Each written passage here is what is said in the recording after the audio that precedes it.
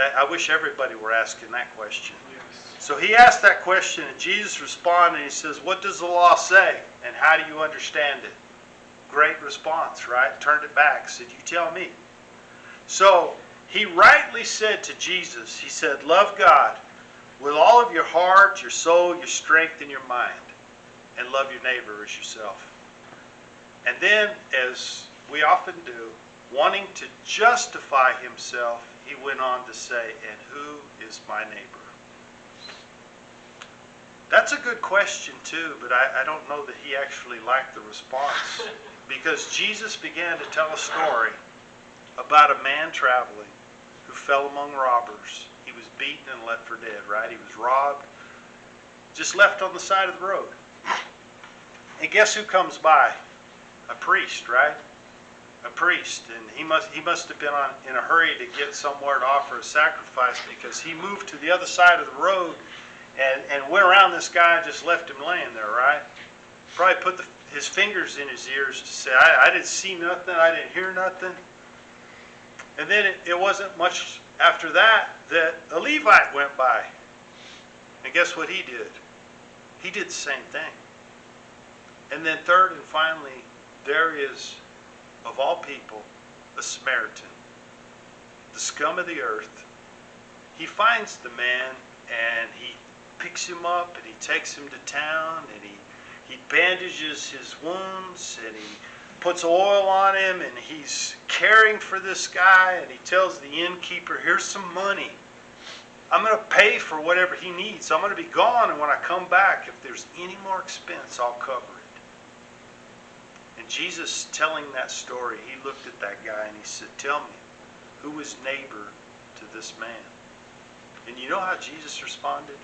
Let me read it. I love these last couple of verses here. In Luke chapter 10. He asked the question, so which of these three do you think was a neighbor to him who fell among the thieves? Here's how Jesus answered, or how the guy answered. And he said, he who showed mercy on him. That's what mercy looks like. It pulls out the bandages, it pulls out the oil, it pulls out the money to pay. Wasn't this Samaritan's fault this man was laying there suffering? This man spoke truly. That's what mercy looks like. You're not supposed to do this, but you know me. I was always taught to never introduce a new thought in your conclusion. But I'm going to break that rule. I didn't know how to weave these in, but I'm not going to leave them unspoken. The first one is showing mercy is the way in which we enter into the suffering of Christ. Do you know we were called to that? You know, Paul longed to take part in that. This is how we do it. This is exactly how we do it. This is us taking up our cross and following after Jesus. It comes through mercy and being merciful. And the last one that I want to share with you, and I'm not going to elaborate on it, comes from Exodus 25. When we show mercy, brethren, God will speak to us in ways that we can never imagine. And so many times when I talk to people and they struggle with the idea of God speaking to them, I'm convinced it's because of this.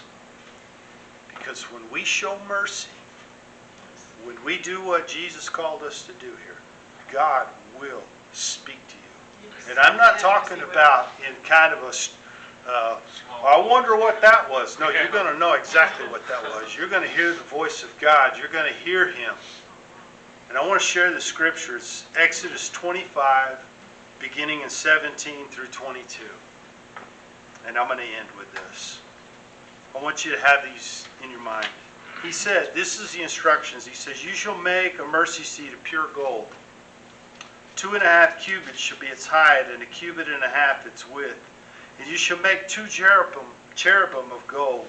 Of hammered work you shall make them. At the 2 ends of the mercy seat. Make 1 cherub at the one end, and the other cherub at the other end. You shall make the cherub of the 2 ends of it one piece with the mercy seat. And the cherubs shall stretch out their wings above, covering the mercy seat with their wings. And they shall face one another. The faces of the cherubs shall be towards the mercy seat. You shall put the mercy seat on top of the ark, and in the ark you shall put the testimony that I will give you. And there, where? At the mercy seat, I will meet with you. I will speak with you from above the mercy seat, from between the two cherubim which are on the ark of the testimony, about everything which I will give you in commandment to the children of Israel. I'm going to cut this off.